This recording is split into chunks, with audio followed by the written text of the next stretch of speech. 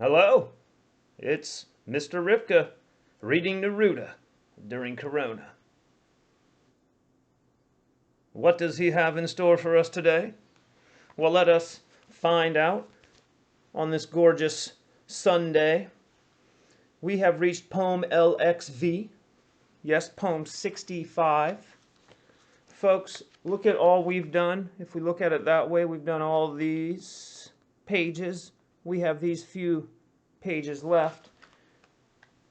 The last poem is poem 74, and we are on 65.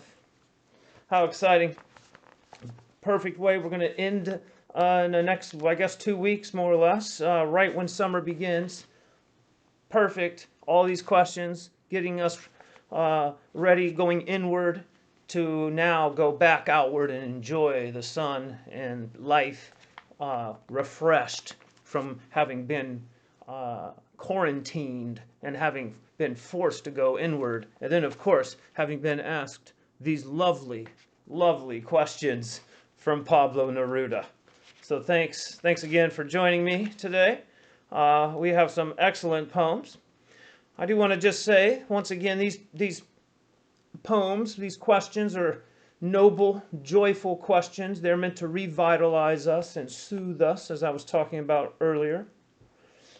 And Pablo Neruda definitely has a gift, as we know, of expressing questions that rejuvenate and purify our eyes so we can see things more calmly, perhaps, more profoundly, more simply. But they rejuvenate and purify our ears as we listen. And then, of course, our mind and the mind's eye.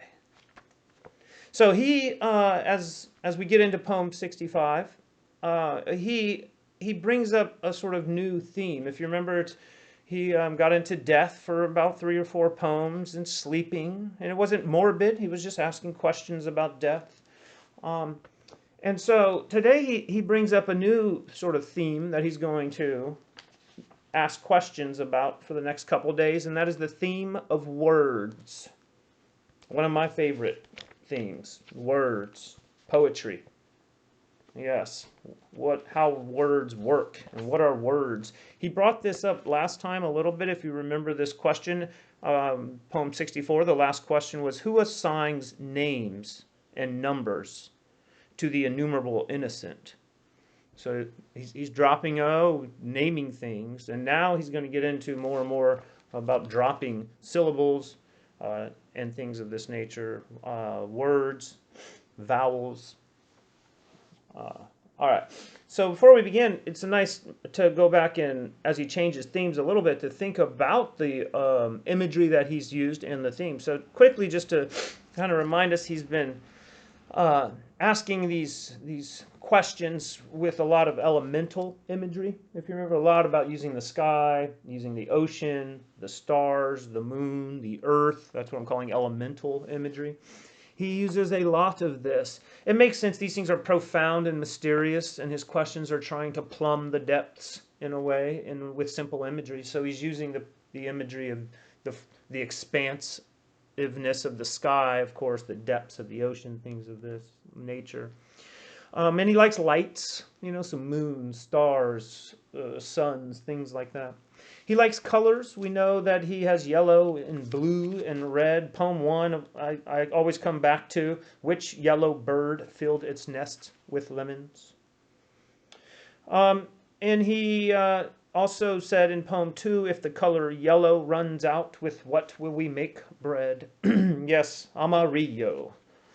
El amarillo. That is the color he likes, yellow. He also likes blue and red. I think there was one that said something like, who has not yet jumped for joy when the color blue was created? Or something of this nature. It was a beautiful sentiment.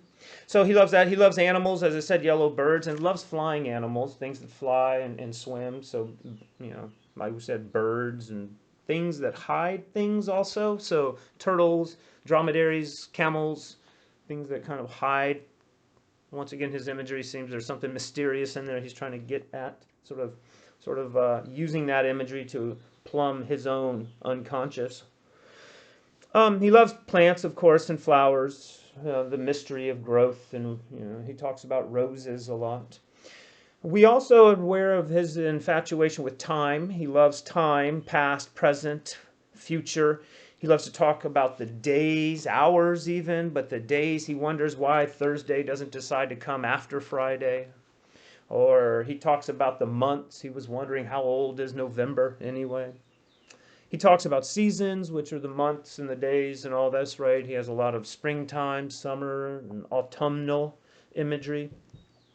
And if you think about it with the seasons, we also have the seasons of life, time in that way, childhood. He loves to think about childhood and old age and the growth process, and also the sort of the gulf we were talking about in between the childhood and adult, and how to bridge these two separate worlds, which then of course brings us to time and inwardness and outwardness of that. You go inward. It has to do with time too, because you're looking at your own growth in a way, and time is strange when you go inward. But there was that inward life, that sleeping life. Like, where does time go when you're sleeping? That sleeping inward life, of course, and then the outer life. So two of those existences coming together, sort of dream life and the waking life. That has to do with time. So he loves time. He loves machines, and automobiles, and trains. And lastly, I want to say that he's brought up quite a lot of literary and political figures. So we have elements, colors, animals, flowers, time, and all the elements of that inner and outerness, machines, and then literary and political figures. That, I think, is a nice general overview of the imagery used thus far in the 64 poems that we've read. Of course, we could add some more and become more specific, but I think that brings us up to poem 65 as he now shifts into words. So let's get to it. I think there have been enough words by me. In Spanish, he says, brilla la gota de metal, o como una sílaba en mi canto. You heard that una sílaba. That's a syllable in mi canto, in my song. Y no se arrastra una palabra. A veces como una serpiente. And so you heard una palabra, that's a word, so the word. And then como una serpiente, like a serpent. The next one, no crepitó en tu corazón un nombre como una naranja. You heard un nombre, so we went from syllable to palabra, the word, now nombre, the name. And we have a nice kind of flow, nombre como una naranja. Nice little alliteration. The next one, we have 5 questions today. So number 4 is, ¿de qué río salen los peces de la palabra platería? And so we have another word, palabra platería. And we also have 2 questions in there, actually. Is ¿de qué río salen los peces? And another question, de la palabra platería. So you have another one in there. And the last one is y no naufragan. That's an awesome word. Shipwreck. Naufragan. Los veleros. Sailing ships. So we got sailing ships, shipwrecking. And then por un exceso de vocales. For an excess of vocals, vowels. So now we go vowels. So what is he doing with syllables, words, names, and vowels? Let's see. His first question says, does the drop of metal shine like a syllable in my song? Does the drop of metal shine like a syllable in my song? I kind of like that, because a drop of metal isn't the whole metal plate or the whole metal thing. It's just it's a drop of the metal. And so it's like a syllable of the word. And that little drop shines, and some syllables shine. I wonder if he, when doing these, was really focused on the syllables and how it sounds in Spanish, right? Does the drop of metal shine like a syllable in my song? In Spanish, brilla la gota de metal, como una sílaba en mi canto. It's lovely. Number 2, does a word sometimes slither like a serpent? That is the question. Y no se arrastra una palabra, a veces como una serpiente. All those se arrastra, veces, serpiente, the sibilant, slithering sounds help emphasize the point. So he has his words that help emphasize that, yes, words do sometimes slither, especially S-sounding words like a serpent. Number 3, didn't, as in did not, didn't a name like an orange creep into your heart? The orange is an interesting name, right? As a kid, we always, I did. Be like, oh, weird, it's a fruit and a color. And then you'd like, hey, there's a banana. Why don't we just call that yellow? Why do we call it banana? We just call this one orange. And then you got like, I can see why you wouldn't do it with apples, and because they're green or red or in various colors. But anyway, I guess oranges are oranges, and in the end, that's what we're gonna have to say. But he's not asking that question. He's asking, didn't a name like an orange creep into your heart? I wonder what he means by that. I wonder if it is the unique quality of that word that it's the color, and yet the color is being used as a noun. We use colors all the time now. He's the blues. It's a music genre. He's feeling blue, I guess is more an adjective. But still, we use it quite a bit. So anyway, does the name like an orange, no crepito en tu corazón, does it not creep into your heart? Un nombre, a name como una naranja, like an orange. All right, let's go to the next one, number 4. From which river do fish come? And then the next one, which is, you can see right here, 2 questions. From the word silversmithing, and the Spanish is platería, de la palabra platería, and so that's like, banging plates out of silver, metal, like metallurgy, essentially. So I can see why I chose silversmithing. I'm not sure exactly what the question is asking, and perhaps you can explore that. It says, from which river do fish come? I like that. That's just simple. De que río salen los peces? From which river come the fish, in the plural. And then it says, de la palabra platería? Like what? Do they come from the word silversmithing? It seems like a non sequitur. Somehow his question is trying to answer the previous question, and it just made me more confused a little. So we're going to move on, and you can play around with that one if you'd like. The Spanish word, if you want to look it up, is platería, P-L-A-T-E-R-I, accent mark, A. And this has been translated as silversmithing. Maybe you can find a better word for that and figure out what in the world does he mean when he says, from which river do fish come? From the word silversmithing?